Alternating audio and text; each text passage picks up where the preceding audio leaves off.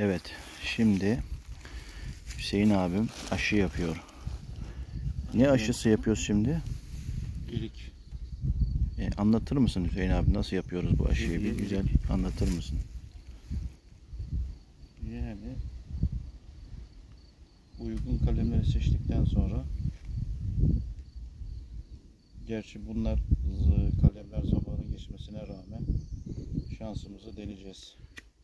Normalde bu yaprakların açmaması Evet, lazım değil mi? olması lazım. Biz burada geciktik.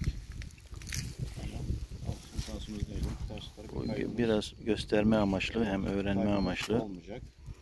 Tutarsa da şansımıza. Kabuk altı kalem aşısı. Biraz böyle tutma şansı düşük oluyormuş ama olsun, en azından bir öğrenme amaçlı bizde. Kalemlerin zayıflığından dolayı deneyeceğiz.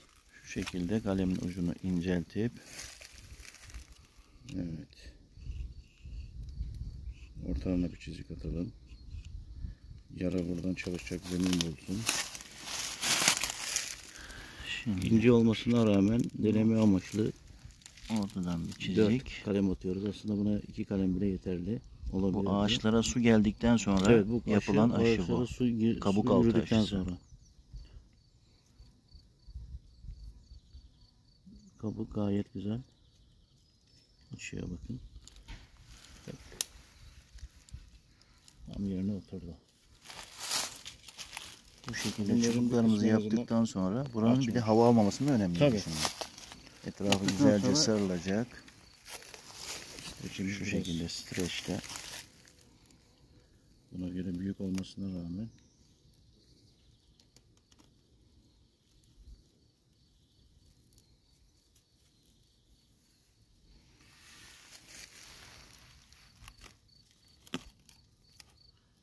saralım.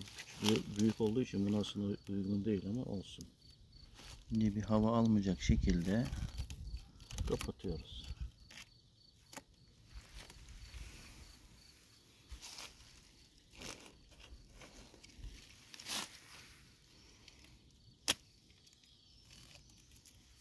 gördüğünüz gibi streçle bu şekilde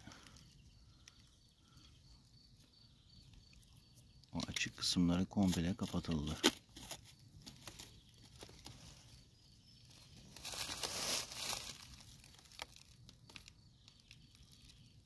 Küçük olduğu için buna aslında bu kadar kaleme gerek yoktu. Olsun, biz deneme amaçlı öğrenmek için yapıyoruz. Normalde bu inceliktekilere 2 tane mi? 2 tane mi? Kalem yeterli. 2 kalem yeterli oluyor. Tabii ki buna fazla bile, bu tam ama bu gösterme amaçlı olmadı tabii ki. Şöyle. En tepelerinin de aşı macunuyla ya da benzer bir şeyle, bir boyayla kapatılması, buradan kuruma yapmasın diye kesilen kalemlerin tepesinden.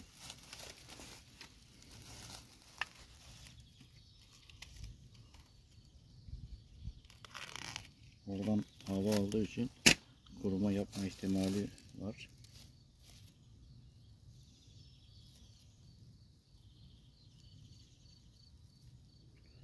Ama ben bu şekilde de yapıyorum.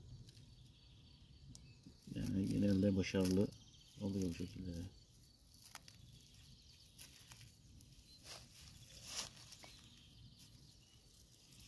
Tabii bu şekilde %100 tutacak diye bir kanun yok. Hepsini yapsam bile bu yaptıktan sonra bakımı da önemli. Tabii. Sonuçta sulanması sıcak havalarda, bu çünkü zayıf, zor tutunmaya çalışacak.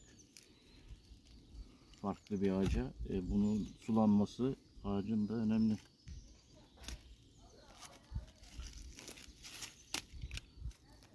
Bu şekilde. Bakıyoruz. Ondan sonra tekrar baskı yapalım da hava olmasın da. Buna bir kalem tutsa yeterli olur. Gördüğünüz gibi hava almaması için güzelce etrafı sarılıyor. Hava aldığı zaman tutma ihtimali yok. Tabii. Kabuk kabuğa temas. Aşı zaten kabuk kabuğa temas. eski ağacın kabuk kabuğa temas ettirilmesi ve eden kısmın hava almaması. Hava alan Yani çubukların o kestiğimiz ikisinin ağaçla bütünleşmesi birbirine, gerekiyor. evet, bütünleşmesi, kaynaması. Yani ağacın kendisinin yarısını tamir etmesi. O tamir esnasında da üstteki kaleme enerji verdiği için oradan yürümeye devam ediyor ağaç. Ağacın temizlenmesi de önemli. Tamam mı? Hiçbir Başka bir şekilde işlemimiz var mı dağıtmıyor. Hüseyin abi? Bunun etrafına poşet geçirebiliriz ya da uygun herhangi bir şey. İçine bir de toprak koyuyoruz ki nemli kalsın.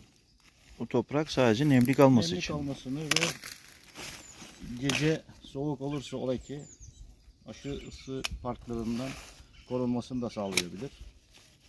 Ama birinci önceliği aşı temas yerinin nemli kalması.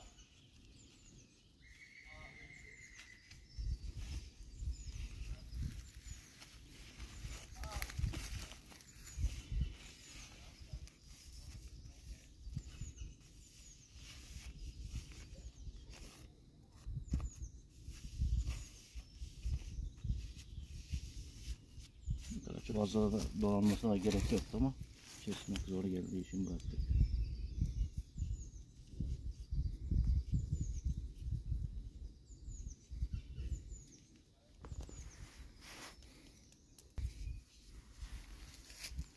Evet, aşı uzmanı Hüseyin abi güzel bir aşılamayı yaptı. Aşıyı herkes yapabilir. Çok zor olan bir konu yok. Temas noktalarına dikkat ettikten sonra